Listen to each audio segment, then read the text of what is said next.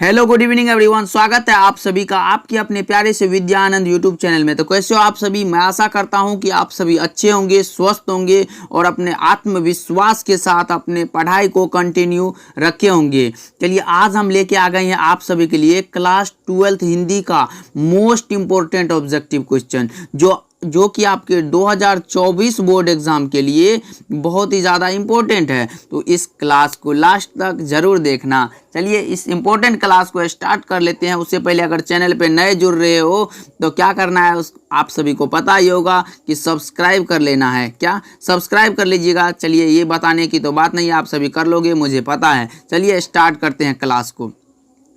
बालकृष्ण भट्ट ने मोटा मोटी कुल कितने निबंध लिखे थे? बताइए आप सभी, बालकृष्ण भट्ट ने मोटा मोटी कुल कितने निबंध लिखे थे? तो इसका सही जवाब हो जाएगा 1000। क्या 1000 लिखे थे निबंध बालकृष्ण भट्ट जी? ये आसपास था, इनका कोई पता नहीं है कि 1000 ही लिखे थे। तो इसका सही जवाब ऑप्शन नंबर 1 करेक्ट हो जाएगा, 1000। ओके, चलिए दूसरा नंबर सवाल कह रहा है कि बालकृष्ण भट्ट का निधन कब हुआ था? निधन मतलब हो गया मृत्यु, तो बालकृष्ण भट्ट का मृत्यु कब हुआ था? आप लोग बताएंगे कमेंट सेक्शन में। फटाफट से सोच लो कि ये आपके सामने एग्जाम का पेपर रखा हुआ है, तो लगाइए आप सभी क्या होगा इसका सही जवाब। तो इसका सही जवाब होगा 20 जुलाई 1914 को इनका निधन हो गया था। किनका? बालकृष्ण भट्ट का। तो ऑप्शन नंबर सी लगा दो आप सभी, करेक्ट हो जाएगा। चलिए आगे। वाक शक्ति के अन्य फायदों में दो कौन है? बताएंगे आप सभी। दो, स्पीच वक्तृता और बातचीत। ऑप्शन नंबर डी लगा लो आप सभी, स्पीच वक्तृता और बातचीत। ऑप्शन नंबर डी करेक्ट हो जाएगा। वाक शक्ति के अन्य फायदों में ये दो हैं। ओके, आगे चलते हैं। उसने कहा था कहानी के रचयिता का क्या नाम है? लगाएंगे आप सभी। भाई अगर कम से कम 4 से 5 नंबर फिक्स हो जाते हैं। अगर आपने हिंदी के लेखक और उनके पाठ का नाम याद कर लिया तो 4 से 5 नंबर वहीं से आ जाते हैं, इसीलिए पाठ का नाम अच्छे से याद कर लेना। उसने कहा था, इनके लेखक है चंद्रधर शर्मा गुलेरी जी। ऑप्शन नंबर ए करेक्ट हो जाएगा। कहीं कहीं सिर्फ गुलेरी लिखा रहता है, वो भी ध्यान में रखिएगा। ऑप्शन नंबर ए करेक्ट हो जाएगा। उसने कहा था कहानी के रचयिता है चंद्रधर शर्मा गुलेरी। और ये भाई साहब याद रखना, उसने कहा था, ये क्या है? कहानी है एक प्रकार का। ओके, ये सब तो याद होगा आप सभी को, मुझे पता है। उसने कहा था कहानी किस वर्ष की रचना है? उसने कहा था ये कहानी है 1915 की। 1915 में ये प्रकाशित हुआ था, तो 1915 लगा लो आप सभी। ऑप्शन नंबर ए करेक्ट हो जाएगा। ओके, गुलेरी जी की प्रमुख कहानियों के नाम बताएं। देखो भाई, प्रमुख जो है वो है सुखमय जीवन, बुद्धू का कांटा और उसने कहा था। ये तीनों है उन्हीं की रचना, तो ऑप्शन नंबर डी लगा सकते हैं। उपरोक्त तीनों यानी ऊपर में जो ये तीन है, ये तीनों हो जाएगा सुखमय जीवन, बुद्धू का कांटा और उसने कहा था। तो ऑप्शन नंबर डी करेक्ट हो जाएगा। चलिए आगे चलते हैं। जयप्रकाश नारायण के बचपन का क्या नाम था? जयप्रकाश नारायण के बचपन का नाम था बाउल। क्या? बाउल हो जाएगा, जिन्हें हम लोकनायक के नाम से जानते हैं। जयप्रकाश नारायण को हम लोकनायक के नाम से भी जानते हैं और इनके बचपन का नाम था बाउल। क्या? बाउल। जैसे आप सभी ने तो देखा होगा कि किसी के गांव का नाम कुछ और होता है और जाके आधार कार्ड सब में कुछ और नाम होता है, उसी प्रकार है इसका बचपन का नाम था बाउल। ओके, जयप्रकाश नारायण को लोग क्या कहने लगे थे? जयप्रकाश नारायण को, अभी मैंने बताया कि जयप्रकाश नारायण को लोग लोकनायक कहने लगे थे। ऑप्शन नंबर ए करेक्ट हो जाएगा। ओके, जयप्रकाश नारायण को कौन सा पुरस्कार मिला था? जयप्रकाश नारायण को भारतीय ज्ञानपीठ पुरस्कार मिला था, या फिर साहित्य अकादमी पुरस्कार मिला था, या फिर राजेंद्र प्रसाद शिखर पुरस्कार मिला था, या फिर मैग्सेस सम्मान एवं भारत रत्न? तो इसका सही जवाब हो जाएगा ऑप्शन नंबर डी, मैग्सेस सम्मान एवं भारत रत्न मिला था जयप्रकाश नारायण को। ओके, चलिए आगे चलते हैं, क्योंकि एग्जाम का टाइम बहुत ही ज़्यादा निकट आ गया है, पढ़ाई भी करना है। जयप्रकाश नारायण के माता पिता का नाम पूछा गया है, क्या बता दोगे आप सभी? मैंने बताया है लेखक परिचय वाले वीडियो में जयप्रकाश नारायण का जब लेखक परिचय करा रहा था, तो इसका सही जवाब हो जाएगा फुलरानी एवं हर्षोदयाल। ऑप्शन नंबर ए करेक्ट हो जाएगा। लगाएंगे आप सभी। Okay,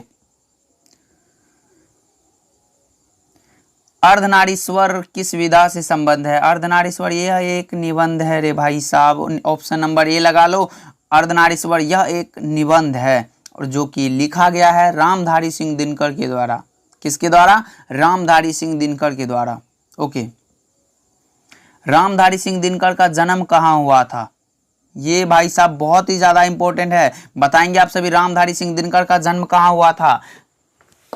Simaria, Begusarai, Bihar. Option number D correct हो जाएगा। लगाओगे आप सभी? ऑप्शन डी लगा लो, सही हो जाएगा। Option D is the correct answer. Okay, Kamini तो अपने साथ यामिनी की शांति आंसर भी बता दिए। कामिनी अपने साथ क्या लाती है? यामिनी की शांति। तो ऑप्शन नंबर सी लगा लो। ऑप्शन सी करेक्ट हो जाएगा। खाली जगह को भर दी। चलिए आगे। रोज कहानी शीर्षक के कहानीकार कौन है? ये भाई साहब एक क्वेश्चन क्रिएट हुआ कि रोज शीर्षक कहानी, यह एक कहानी है और यह कहानीकार का नाम क्या है? सच्चिदानंद Hiranand Vatsyayan Agyeya. Option number A correct हो जाएगा। अगर शॉर्टकट में कहीं कहीं लिखा रहता है अज्ञेय जी, तो ध्यान में रखिएगा सच्चिदानंद हीरानंद वात्स्यायन अज्ञेय का ही नाम है और इनके लेखक है, रोज के लेखक है सच्चिदानंद हीरानंद वात्स्यायन अज्ञेय। ओके, ध्यान में रह जाएगा। अज्ञेय जी का जन्म कब हुआ था? अज्ञेय जी यानी सच्चिदानंद हीरानंद वात्स्यायन अज्ञेय का जन्म कब हुआ था? 7 मार्च 1911। लगा दो आप सभी। ऑप्शन नंबर बी करेक्ट हो जाएगा। 7 मार्च 1911 को इनका जन्म हुआ था अज्ञेय जी का। ओके, अज्ञेय का पूरा नाम क्या है? अज्ञेय जी का पूरा नाम है सच्चिदानंद हीरानंद वात्स्यायन अज्ञेय। अभी मैंने बताया Sachchidanand Hiranand Vatsyayan Agyeya. Option number B. Okay, last तक बने रहना हमारे साथ क्योंकि बहुत ही ज्यादा इंपॉर्टेंट क्लास है ये। एक लेख और एक पत्र के रचनाकार कौन है? लेखक कौन है बताएंगे आप सभी? तो एक लेख और एक पत्र के रचनाकार हैं, लेखक हैं, वो हैं Bhagat Singh. Option number A correct हो जाएगा। ओके, भगत सिंह के माता पिता का क्या नाम था? भगत सिंह के माता और पिता का दोनों का नाम पूछा गया है। तो वो था, माता थी विद्यावती एवं पिता थे सरदार किशन सिंह। तो ऑप्शन नंबर बी लगा लो आप सभी। ऑप्शन नंबर बी करेक्ट हो जाएगा। विद्यावती एवं Sardar Kishan Singh, option B correct हो जाएगा। ओके, बी करेक्ट है। लगा लो आप सभी। किस पाठ की उक्ति है? किस पाठ की उक्ति है कि केवल कष्ट सहकर ही देश की सेवा की जा सकती है? किस पाठ में कहा गया है? तो यह कहा गया है मात्र एक पाठ है जिसका नाम है एक लेख और एक पत्र। ऑप्शन नंबर ए, एक लेख और एक पत्र के रचनाकार हैं हमारे भगत सिंह जी। ओके, तो ऑप्शन नंबर ए लगा लो आप सभी।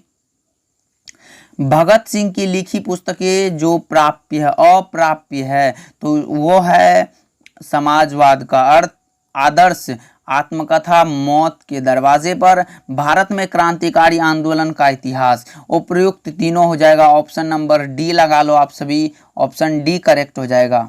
हो सके तो इसको बढ़िया से एकदम जबरदस्त तरीके से याद कर लेना आप सभी। भगत सिंह के चाचा और पिता दोनों ये थे लाला लाजपत राय के सहयोगी। किनके? लाला लाजपत राय। ऑप्शन नंबर देख लेते हैं कहाँ है। ऑप्शन नंबर सी में दिया गया है। लगा लो आप सभी, Lala Lajpat Rai. Option C correct हो जाएगा। ओके जी, चलिए आगे। ओ सदानीरा निबंध के निबंधकार कौन है? ओ सदानीरा यह एक निबंध है और इनके निबंधकार का नाम है Jagdish Chandra Mathur. Option number A correct हो जाएगा। जगदीश चंद्र माथुर। आप सभी कमेंट सेक्शन में लगाते चलो कितना सही हुआ कितना गलत। ओके, जगदीश चंद्र माथुर का जन्म कहाँ हुआ था? जगदीश चंद्र माथुर का जन्म स्थान पूछा गया है तो वो हुआ था शाहजहांपुर उत्तर प्रदेश। कहाँ? Shahjahanpur Uttar Pradesh. Option number D correct हो जाएगा इस क्वेश्चन का सही जवाब। ओके, ओ सदानीरा जगदीश चंद्र माथुर द्वारा रचित पुस्तक किससे संकलित निबंध किससे है? वो है जैसे ओ सदानीरा जगदीश चंद्र माथुर द्वारा रचित पुस्तक किस पुस्तक से संकलित है? तो वो बोलते क्षण, ये इन्हीं की रचना है। ओ सदानीरा जगदीश चंद्र माथुर और यह लिया गया है बोलते क्षण से। ओके, मोहन राकेश द्वारा रचित नाटक संग्रह कौन सा है? मोहन राकेश के द्वारा रचित नाटक संग्रह है वो है आषाढ़ का एक दिन। ऑप्शन नंबर डी करेक्ट हो जाएगा। 25 नंबर का सही जवाब।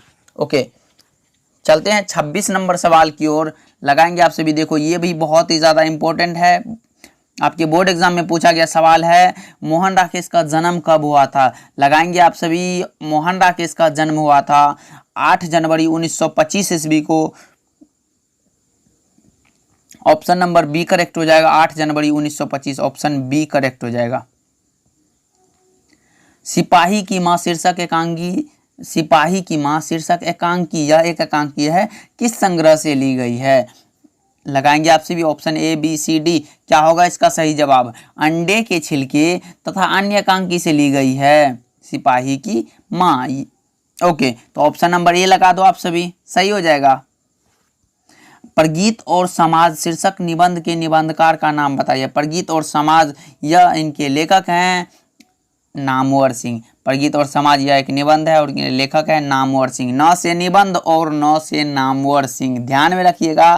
प्रगीत और समाज यह निबंध है और इनके लेखक हैं Namvar Singh ji. Okay, option number ए लगा दीजिएगा, सही हो जाएगा। प्रगीत और समाज किस विधा की रचना है? आलोचनात्मक निबंध, जीवनी, आत्मकथा या फिर ललित निबंध? भाई ये मैंने अभी बताया कि यह एक निबंध है। अब यहाँ दो है, एक है आलोचनात्मक निबंध और एक है ललित निबंध। अब तो फंस गए, तो बोलोगे क्या सर आप तो बता दिए यह निबंध है, लेकिन यहाँ तो कुछ और ही पूछ दिया गया। तो भाई घबराने की बात नहीं है, यह एक आलोचनात्मक निबंध है। क्या आलोचनात्मक निबंध है? तो ऑप्शन नंबर ए लगा दो ना आप सभी, तो सही हो जाएगा। नामवर सिंह किस पत्रिका के संपादक रहे हैं? नामवर सिंह जी किस पत्रिका के संपादक रहे हैं? तो ये आलोचना ऑप्शन नंबर सी लगा दो। आलोचना के संपादक, पत्रिका के संपादक थे ये। ओके, तो ऑप्शन नंबर सी लगा दो आप सभी। ओम प्रकाश वाल्मीकि का जन्म कब हुआ था? ओम प्रकाश वाल्मीकि का जन्म कब हुआ था? ओके, लगाएंगे आप सभी। ओम प्रकाश वाल्मीकि का जन्म कब हुआ था? 27 जून 1947, 30 जून 1950, 29 जून 1949 या फिर 28 जून 1948? लगाएंगे आप सभी। 31 नंबर सवाल का क्या होगा? 30 जून 1950 हो जाएगा। ऑप्शन नंबर बी करेक्ट हो जाएगा। 31 नंबर का बी सही जवाब हो जाएगा। ओके, 32 नंबर सवाल की ओर हम लोग आ गए हैं। देखिए कितना फास्टली क्लास हुआ है। ओम प्रकाश वाल्मीकि का जन्म कहाँ हुआ था? तो वह हुआ था बरला, मुजफ्फरनगर, उत्तर प्रदेश। बरला, मुजफ्फरनगर, उत्तर प्रदेश। तो इस क्वेश्चन का सही जवाब हो जाएगा ऑप्शन नंबर सी। क्या? ऑप्शन सी हो जाएगा, बरला, मुजफ्फरनगर और उत्तर प्रदेश। चलिए आगे। ओम प्रकाश वाल्मीकि के माता पिता का क्या नाम था? ओम प्रकाश वाल्मीकि के माता पिता का नाम क्या था? इनके पाठ का नाम था शायद जूठन। जूठन, यह एक आत्मकथा था ओम प्रकाश वाल्मीकि जी के द्वारा रचित। और इनके माता पिता का नाम पूछा गया है, तो इनके माता पिता का नाम था मकुंदी देवी एवं छोटन लाल। ऑप्शन नंबर डी करेक्ट हो जाएगा, मकुंदी देवी और छोटन लाल जी। आप सभी एक बार लेखक परिचय देख लीजिएगा, सारा एकदम क्लियर हो जाएगा। एक भी ऑब्जेक्टिव, ज़्यादातर लेखक परिचय से ही क्वेश्चन आते हैं आपके बोर्ड परीक्षा में, ये भी ध्यान में रखिएगा, एकदम याद कर लो इस सबको। हंसते हुए मेरा अकेलापन, ये मलियस जी के द्वारा है। Option number B.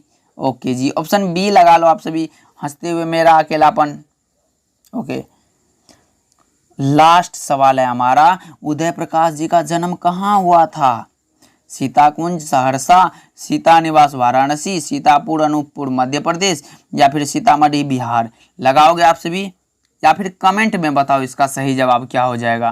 अभी तक आप लोगों ने पढ़ा है तो इस क्वेश्चन का जवाब बताओगे आप सभी कमेंट सेक्शन में, देखता हूं किसका जवाब सही आता है। लगाएंगे आप सभी।